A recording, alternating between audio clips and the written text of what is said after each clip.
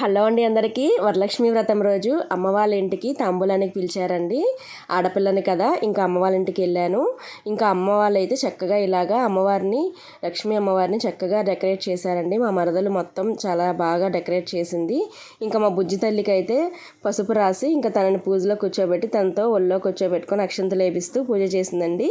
మా బుజ్జి తల్లి ఫస్ట్ వరలక్ష్మి వ్రతం అండి. ఇంకా తన పూజ ఇలా కంప్లీట్ అయిపోయింది.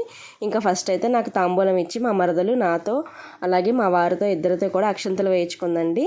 ఇంకా అయిపోయిన తర్వాత మా చిన్న ఆడపడుచు వాళ్ళ ఇంటికి వచ్చాను. మా చిన్న ఆడపడుచు నన్ను పిలిచిందండి తాంబూలానికి. ఇంకా ఫస్ట్ అయితే అమ్మవారికి నమస్కారం చేసుకొని ఆ తల్లికి దండం పెట్టుకున్న తర్వాత ఇంకా మా ఆడపడుచు అయితే నాకు తాంబూలం ఇస్తుందండి. తను వేరే దగ్గర ఉంటుంది. ఇంకా తన దగ్గరికి కూడా ఇంకా పిలిచిందని చెప్పి ఇంక ఇక్కడ చూసుకొని ఇంకా అక్కడికి కూడా వెళ్ళాను.